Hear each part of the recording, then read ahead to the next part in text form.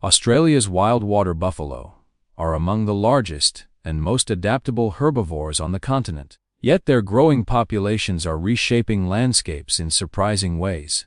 Once rare, these animals now roam freely across wetlands, grasslands, and riverbanks, impacting both ecosystems and human communities.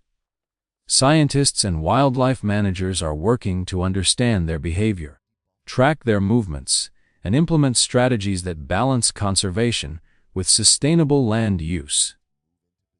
How do these majestic animals influence their environment, and what measures are being taken to ensure coexistence? Join us as we explore the fascinating world of Australia's buffalo and the complex challenges of managing their thriving populations. The wild water buffalo of Australia, a species often associated with the rugged landscapes of the Northern Territories, has grown far beyond the population's early settlers could have imagined.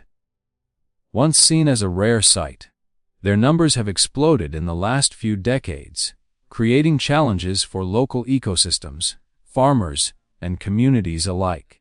These giant herbivores roam freely across wetlands, grasslands, and riverbanks, reshaping the land in ways that affect not just plants, but other native animals that share the habitat. Before we dive deeper, if you enjoy learning about wildlife and conservation efforts, make sure to hit the like button and subscribe to the channel. There's much more to explore. Authorities and wildlife managers in Australia have been facing a difficult balancing act. The buffalo population has reached a point where natural resources, such as water and vegetation, are being strained. Farmers report damaged crops and fenced boundaries compromised by these massive animals, while native species struggle to compete for the same food and water sources. Unlike smaller species, buffalo can alter the terrain significantly, creating erosion along riverbanks and affecting water quality. In response to this growing challenge, regional authorities have implemented population management programs.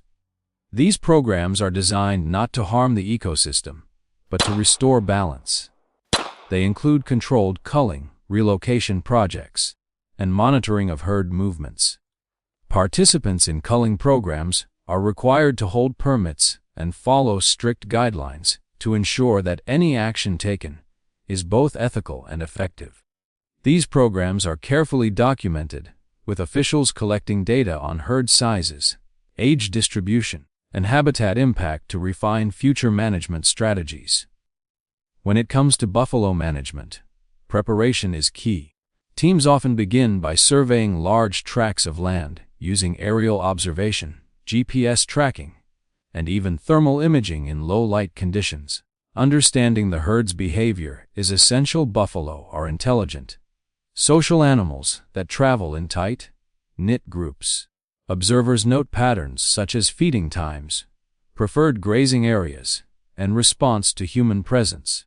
This data informs decisions about the safest and most responsible approach for population control or relocation. Ethical and humane handling is at the core of every operation. Specialists aim to minimize stress and risk for both humans and animals.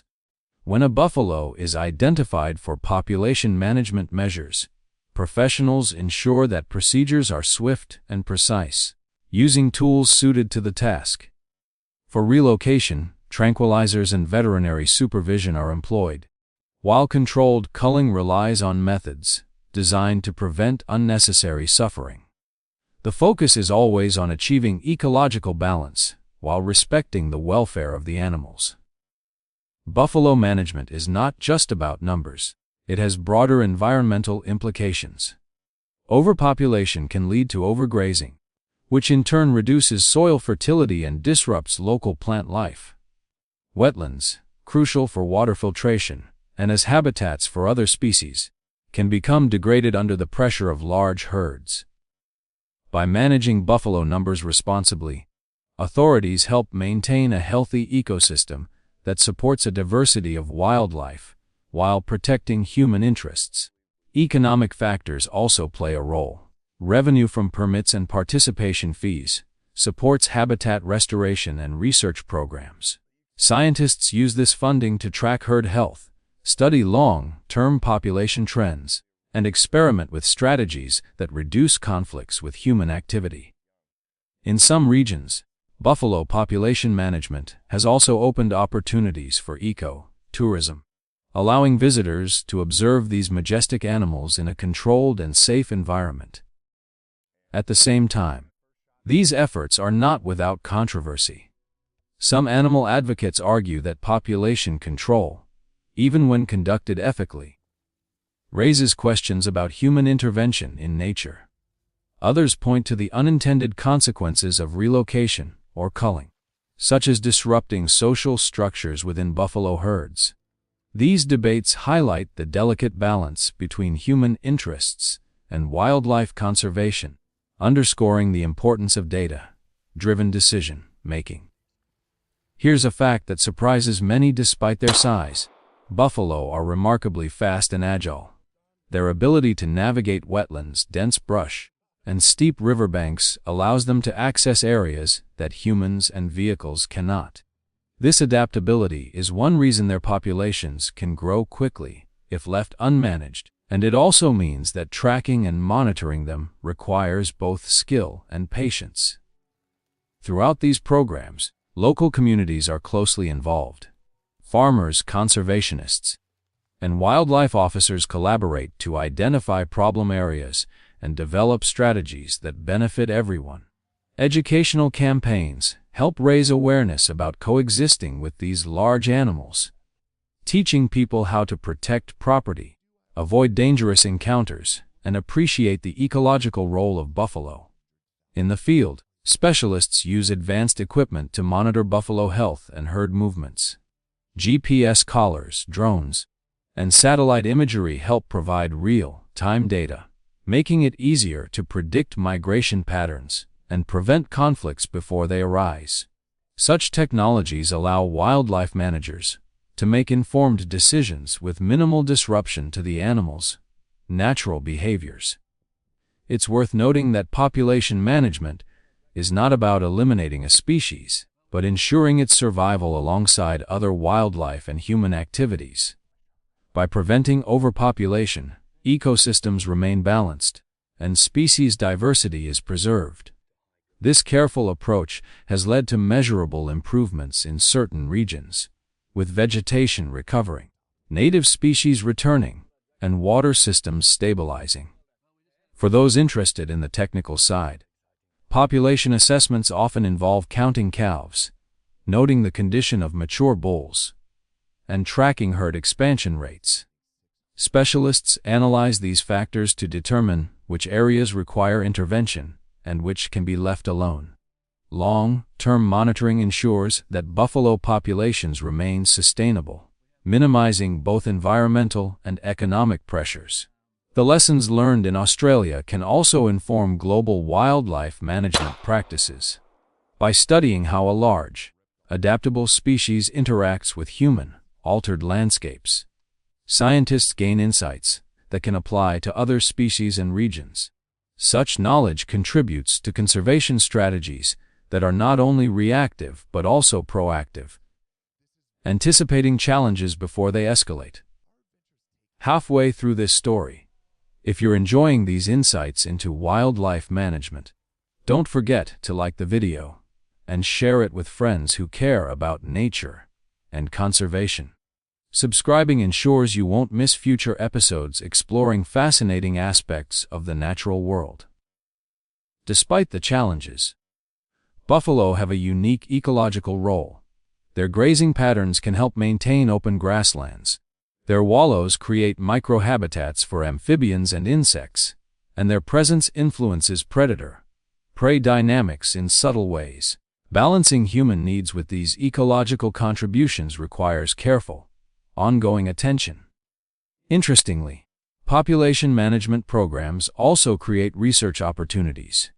Scientists study behavioral patterns, reproductive rates, and herd social structures to better predict future population trends. This knowledge can guide policies, not only in Australia, but in other countries facing similar challenges with large herbivores. Community engagement is equally important. By involving local residents, authorities ensure that management strategies respect human safety and property. Workshops and awareness campaigns teach people how to coexist safely with buffalo, while contributing valuable observations to ongoing research. This cooperation enhances both conservation outcomes and community resilience. Population control strategies also extend to wetlands, riparian zones, and grazing lands, where buffalo can have the most dramatic impact. Vegetation monitoring and soil sampling help authorities identify areas at risk and apply corrective measures early. These efforts prevent long-term degradation that could affect agriculture, wildlife, and water quality. Ethical considerations remain central. Every action is guided by principles of minimizing harm, respecting the animal, and preserving biodiversity. The goal is to create a system where humans and buffalo coexist with minimal conflict, allowing ecosystems to flourish while communities remain safe and productive. Finally, it's important to remember that wildlife management is an ongoing process. Buffaloes are resilient, intelligent, and adaptable, and their populations must be continuously monitored to maintain balance. Lessons learned from Australia's experience provide valuable insights into sustainable coexistence, demonstrating that careful planning, technology, and community involvement can solve complex ecological challenges.